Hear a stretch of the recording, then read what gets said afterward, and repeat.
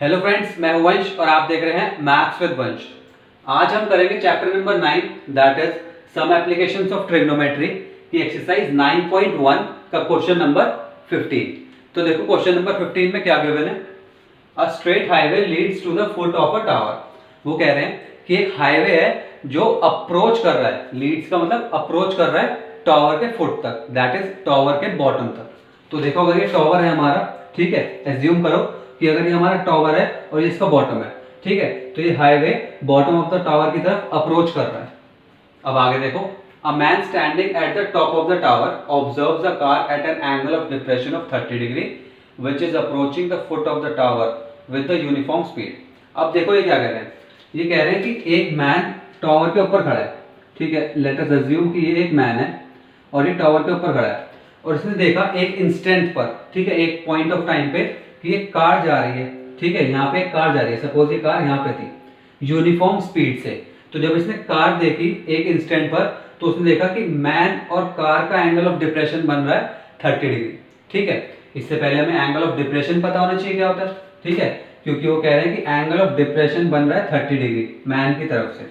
तो देखो angle of depression किसे कहते हैं। अगर एक हम पॉइंट माने, लेट अस सपोज कि ये एक पॉइंट है, ठीक है, और इससे एक स्ट्रेट हॉरिजॉन्टल लाइन खींचे, ये स्ट्रेट हॉरिजॉन्टल लाइन खींची।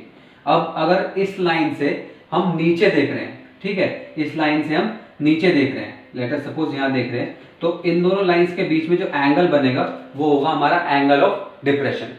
बात समझ में आई? एंगल ऑफ डिप्रेशन किसे कहते हैं। सपोज एक पॉइंट है जिससे हम देख रहे हैं, ठीक है, उससे एक स्ट्रेट हॉरिजॉन्टल लाइन खींचो, इसे हम कहते हैं हॉरिजॉन्टल लाइन। उससे अगर हम नीचे देख रहे हैं तो इन दोनों लाइंस के बीच का जो एंगल बनेगा वो होगा हमारा एंगल ऑफ डिप्रेशन, ठीक है। तो वो कह रहे हैं कि एंगल ऑफ डिप्रेशन बन रहा है हमारा 30 डिग्री। अब देखो ये मैन है हमारा पॉइंट ऑफ व्यू, ठीक है, मैन देख रहा है तो इससे हॉरिजॉन्टल लाइन खींचो, लो जी खींच ली। अब वो कार को देख रहा है, दैट इज इस लाइन से नीचे देख रहा है, तो देखो इस लाइन से नीचे, दैट इज इस कार को देख रहा है, ठीक है। अब देखो इन दोनों लाइंस के बीच में जो एंगल बन रहा है वो है हमारा 30 डिग्री। तो एंगल हो गया हमारा 30 डिग्री। आप कहोगे एंगल ऊपर बन रहा है और हमारा ट्रायंगल नीचे बन रहा है, तो हमने एक बात सीखी है, वो बात सुनो क्या है। सपोज 7th या 8th स्टैंडर्ड में हमने सीखा है, पैरेललोग्राम चैप्टर हुआ करता था हमारा, ठीक है। अगर हमें दो पैरेलल लाइन गिवन है, अगर हमें दो पैरेलल लाइन गिवन है और वो कट कर रहा है उन्हें एक transversal, is cut by a transversal. फिर से सुनो, दो पैरेलल लाइन गिवन है and cut bye a transversal, तो इसमें जो ऑल्टरनेट इंटीरियर एंगल्स होंगे ना वो इक्वल होंगे।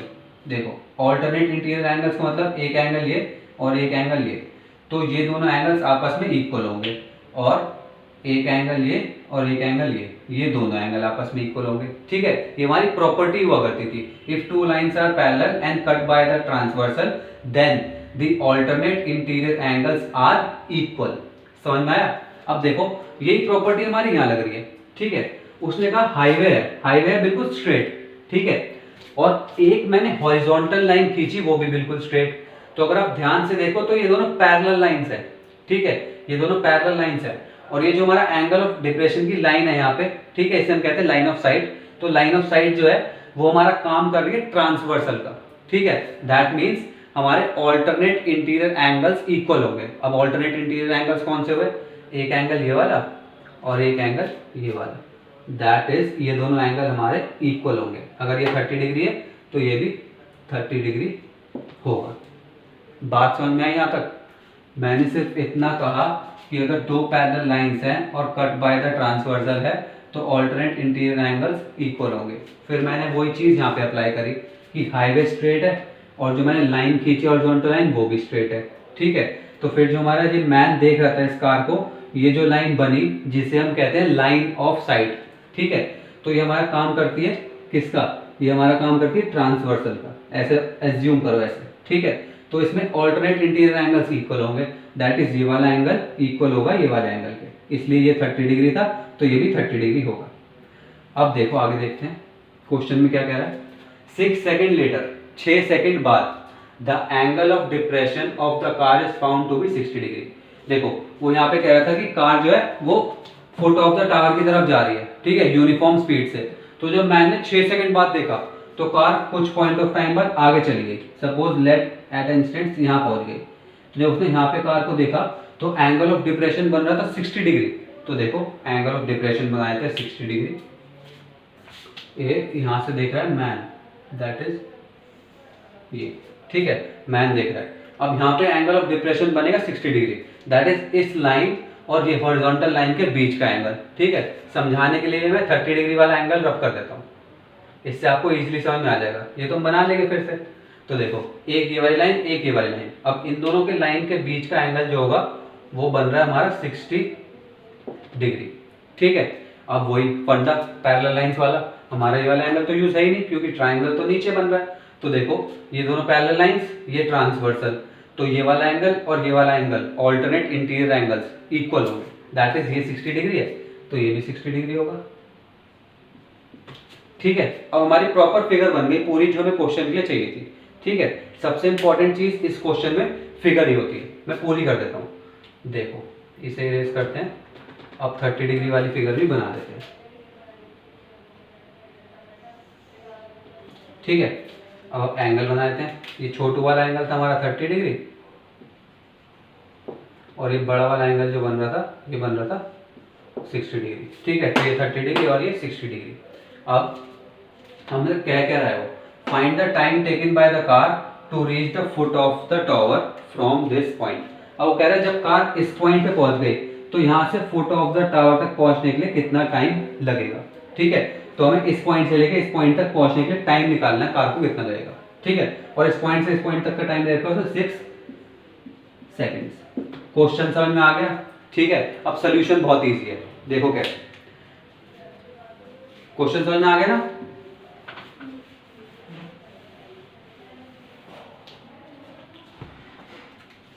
अब देखो पहले फिगर की नेमिंग कर देते हैं, ठीक है। फिगर को पहले नेम दे देते हैं, नेमिंग कर देते हैं ए बी सी डी, ठीक है। तो इससे हमें क्या पता चला, ए बी है हमारी हाइट ऑफ द टावर, ठीक है। तो A B equals to height of the tower, ठीक है। और सी बी हमें निकालना है, C B that is time taken by the car to reach from point C to B, ठीक है। तो सी बी हमें फाइंड करना है, C B equals to time taken by the car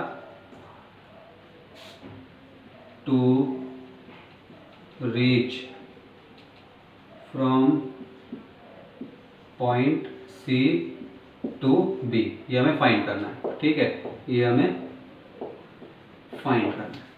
अब देखो, अब सिंपली अगर आप देखो फिगर को तो हमें दो राइट एंगल ट्राइंगल दिख रहे हैं, ठीक है। कौन सा, एक तो ए बी सी छोटा वाला ट्राइंगल और एक बड़ा वाला ए बी बी, ठीक है।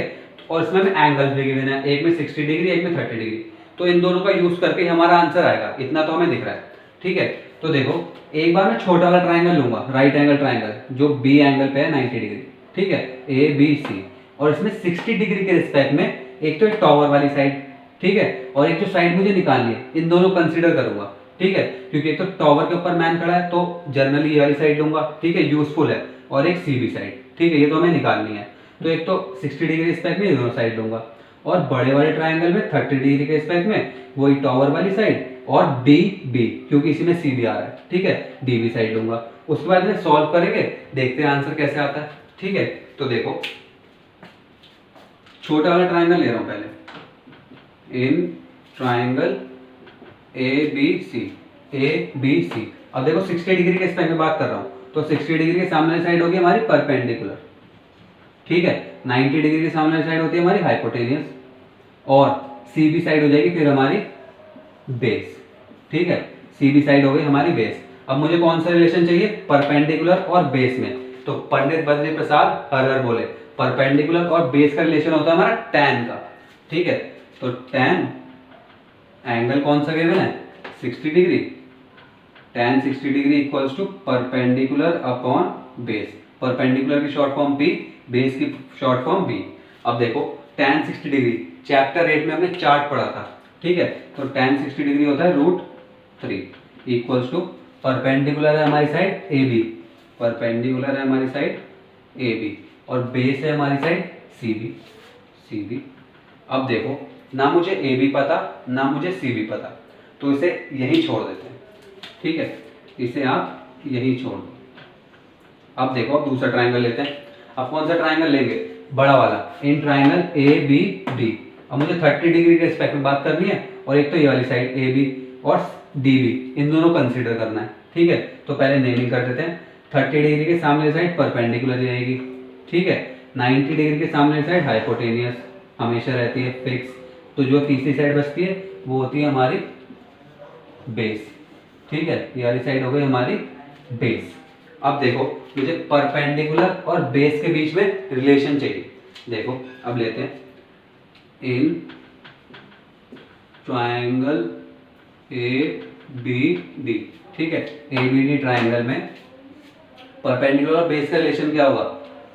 tan 30 डिग्री के रिस्पेक्ट में बात कर रहे हैं, इक्वल्स टू परपेंडिकुलर और बेस। ठीक है, अब देखो tan 30 डिग्री की वैल्यू क्या होती है, ऊपर सॉल्व करते हैं। ठीक है, tan 30 degree is 1/√3। tan 30 degree की वैल्यू होती है 1/√3। अब देखो, परपेंडिकुलर कौन साइड है? ए बी, अपॉन बेस कौन साइड है? D B. अच्छा, अब देखो, ना मुझे प्रॉपरली ए बी पता और ना मुझे प्रॉपरली डी बी पता। अब क्या करें? अब देखो, एक लॉजिक यूज करेंगे। लॉजिक क्या? मुझे सी बी साइड निकालनी है। ठीक है, तो सी बी साइड तो मेरी इंपॉर्टेंट है एज कंपेयर टू टॉवर की हाइट, क्योंकि मुझे टॉवर की हाइट इतनी इंपॉर्टेंट नहीं है जितनी साइड सी बी इंपॉर्टेंट है। तो देखो, इसमें सी बी इंपॉर्टेंट है। ठीक है, टॉवर की हाइट इतनी इंपॉर्टेंट नहीं है। ऐसी जो डी बी साइड है, डी बी, इसी में तो आ रही है हमारी C B side, that is D B important है। तो इसमें ए बी साइड इंपॉर्टेंट नहीं है। तो मैं क्या करता हूँ, ए बी साइड को किसी तरह निकालने की कोशिश करता हूँ। ठीक है, तो इसमें से ए बी साइड निकालूंगा, क्रॉस मल्टीप्लाई करूंगा ना, तो आ जाएगा A B equals to √3 C B, और इसे ए बी को यहाँ पुट कर दूंगा, तो हमारी सारी जो वैल्यू है वो सी बी और डी बी के रिस्पेक्ट में आ जाएगी। देखो क्या कह रहा हूँ, अगर इसे मैं मान लूँ 1 और इसे मैं मान लूँ 2। ठीक है, तो from 1 A B, cross multiply कर रहा हूँ, क्रॉस मल्टीप्लाई कर रहा हूँ, A B equals to √3 C B, A B equals to √3 C B. ठीक है, अब ये आ गया हमारा एक relation, A B equals to √3 C B. ठीक है, अब लिख दो put A B in 2, that is A B की वैल्यू को मैं 2 में पुट कर रहा हूँ। तो देखो, जब ए बी की वैल्यू 2 में पुट करूंगा तो क्या होगा, 1/√3 इक्वल्स टू ए बी की वैल्यू पुट कर रहा हूँ √3 सी बी, इसमें √3 C B upon D B. अब बताओ क्वेश्चन आगे कैसे सॉल्व होगा? अब क्वेश्चन आगे बताओ कैसे सॉल्व होगा, बताओ। देखो, डी बी दिख रहा है, डी बी को मैं क्या लिख सकता हूँ? डी बी को लिख सकता हूँ D C plus C B. ध्यान से देखो क्या कह रहा हूँ, डी बी को मैं लिख सकता हूँ D C plus C B. ठीक है, तो ऐसे लिख दो, देखो डी बी को लिख दो D B D C plus C B. यहाँ लिख रहा हूँ, यहाँ कहाँ, यहाँ लिख देते हैं, लो। ठीक है, बल्कि यहाँ लिख लेते हैं 1/√3 equals to √3 C B upon D B को लिख सकता हूँ D C plus C B. अब बहुत आसान है, देखो हमारा डी सी और सी बी में रिलेशन आ जाएगा। डी सी मुझे पता है 6 सेकंड में कवर कर रहा है डिस्टेंस। ठीक है, तो सी बी में निकाल सकता हूँ कितने सेकंड में कन्वर्ट करेगा, दैट इज कवर करेगा। तो देखो, सिर्फ क्रॉस मल्टीप्लाई कर दो। ठीक है, क्रॉस मल्टीप्लाई करोगे तो 1 multiply by D C plus C B is D C plus C B equals to √3 इधर मल्टीप्लाई होगा, तो √3 से √3 मल्टीप्लाई होगा तो हो जाएगा 3, दैट इज 3 सी बी। ठीक है, अब देखो सी बी यहाँ पे प्लस में है, इक्वल्स टू किधर जाएगा तो माइनस हो जाएगा, D C equals to 3 C B minus C B. ठीक है, 3 C B minus C B 2 C B, तो D C equals to 2 C B. अब देखो, ये आ गया हमारा रिलेशन कि डी सी जो है वो ट्वाइस ऑफ सी बी है। ठीक है, डी सी जो है वो ट्वाइस ऑफ सी बी है। इसका मतलब क्या हुआ वो बताता हूँ, पहले ये नोट करो। ठीक है, इसे नोट कर लो, और हमारा आंसर बहुत लॉजिक वाला है। ठीक है, इसे नोट कर लो सर। ठीक है, इसे रेस कर रहा हूँ। अब देखो हमारा आया DC equals to twice of CB। इसका मतलब क्या हुआ, देखो इसे मैं ऐसे लिख सकता हूँ 2 मल्टीप्लाई बाय CB है, अगर मैं इसे इधर ले जाऊँ तो DC/2 आ जाएगा, तो इसे मैं ऐसे लिख सकता हूँ आपको समझाने के लिए CB इक्वल्स टू 1/2 DC। इसका मतलब क्या हुआ कि CB जो है वो हाफ है DC का। ठीक है, समझाता हूँ कैसे। देखो CB इक्वल्स टू 1/2 DC है, अगर मैं सब लेट करूँ कि CB की वैल्यू है 10, अब देखो मुझे इक्वल लाना है हाफ ऑफ DC के, तो DC की वैल्यू मुझे पुट करनी पड़ेगी 20। क्यों, क्योंकि देखो हाफ ऑफ 20 तभी तो आएगा 10 के इक्वल, तभी तो दोनों CB equals to half of DC के इक्वल होगा। ठीक है, ऐसे अगर मैं CB की वैल्यू रखूँ 20 तो मुझे DC की वैल्यू रखनी पड़ेगी 40, तभी तो मल्टीप्लाई बाय हाफ करके आएंगे दोनों equal, that is 20 equals to 20, तभी CB equals to half DC आएगा ना। इसका मतलब कि CB हाफ है DC का। ठीक है, और ये हमारा है डिस्टेंस, ये हमारा डिस्टेंस है, हमने टाइम नहीं निकाला, टाइम तो हमने कहीं पुट ही नहीं करा, 6 सेकंड्स तो हमने कहीं पुट ही नहीं करे, इसलिए ये है हमारा डिस्टेंस। अब देखो मैं कह रहा हूँ कि CB जो है वो हाफ है DC का। ठीक है, तो अगर इसे कवर करने में 6 सेकंड लगते हैं तो इसे कवर करने में आधा टाइम लगेगा, दैट इज 6 का हाफ 3 सेकेंड्स। तो ये हो गया हमारा आंसर 3 सेकेंड्स। अब आपको कहोगे सर समझ में नहीं आया लॉजिक, समझाता हूँ। देखो हमारा रिलेशन आया था DC इक्वल्स टू 2CB, उसे मैंने ऐसे लिखा CB इक्वल्स टू 1/2 DC। ठीक है, इसका मतलब कि CB हाफ है DC का। ठीक है, अब कार जा रही थी यूनिफॉर्म स्पीड से जा रही थी, तो मैं कह रहा हूँ कि CB हाफ है DC का, तो अगर DC को कवर करने में 6 सेकंड लगते हैं तो CB को कवर करने में डिस्टेंस हाफ सेकंड, मतलब इससे आधे सेकंड, इससे आधा टाइम लगेगा। ठीक है, आधा टाइम यानी कि 6 का आधा 3 सेकंड्स। ठीक है, तो आंसर आ गया हमारा 3 सेकंड्स। अब इसे लिख देना, लॉजिकली लिख के बताता हूँ कैसे। अब देखो स्टेटमेंट जरूर लिख देना। ठीक है, ये बहुत इंपॉर्टेंट है आपको आंसर डिफाइन करने के लिए। देखो since CB equals to half of DC। ठीक है, CB equals to half of DC, that is, ये हम डिस्टेंस बता रहे हैं। ठीक है, and the car is running at the uniform speed, that is जो स्पीड कार की होगी D से C तक, उसी स्पीड में कार चलेगी C से B तक। ठीक है, और कार की यूनिफॉर्म स्पीड है, डिस्टेंस ये है, so the time taken by the car to cover the distance CB, cover the distance CB is also half of DC, that is 3 seconds। ठीक है, that is 3 seconds। अब देखो मैंने लिखा क्या, समझा देता हूँ एक बार। Since CB equals to half of DC, ये हम डिस्टेंस की बात कर रहे हैं कि CB आधा है DC का, and car is running eight a uniform speed, car uniform speed से रन कर रही है। ये चीज तो लिखना है एक लाइन में, यहां से लेके यहां तक, फिर नेक्स्ट लाइन में लिखना इसलिए, इस वजह से time taken by the car to cover the distance CB is also half of DC, इसलिए जो टाइम DC कवर करने में लगा था उसका आधा लगेगा CB को कवर करने में, क्योंकि डिस्टेंस आधा है। तो हमारा इसको टाइम कवर करने में लगा था 6 सेकेंड्स, इसलिए इसको कवर करने में लगेगा 3 सेकेंड। ठीक है, ये हो गया हमारा रीजन, दैट इज जस्टिफिकेशन। यहाँ से लेके यहाँ तक दूसरी लाइन में। तो ये हो गया हमारा क्वेश्चन नंबर 15 कंप्लीट। ठीक है, क्वेश्चन था पहले तो फिगर बहुत इंपॉर्टेंट थी, फिगर मैंने आपको समझाई। ठीक है, एंगल ऑफ डिप्रेशन का मतलब समझाया। ठीक है, एक ट्रांसवर्सल वाली बात भी बताई। उसके बाद एक छोटा ट्राइंगल कंसीडर करा, 60 डिग्री के रिस्पेक्ट में दोनों साइड निकाल ली tan थीटा से, और ऐसे बड़े वाले ट्राइंगल में 30 डिग्री के रिस्पेक्ट में ये दोनों साइड निकाल ली परपेंडिकुलर और बेस tan की वैल्यू से। ठीक है, उसके बाद सॉल्व कर लिया तो हमारे रिलेशन आ गया, रिलेशन को मैंने आपको समझा दिया क्या मीनिंग है, उसके बाद आंसर आ गया।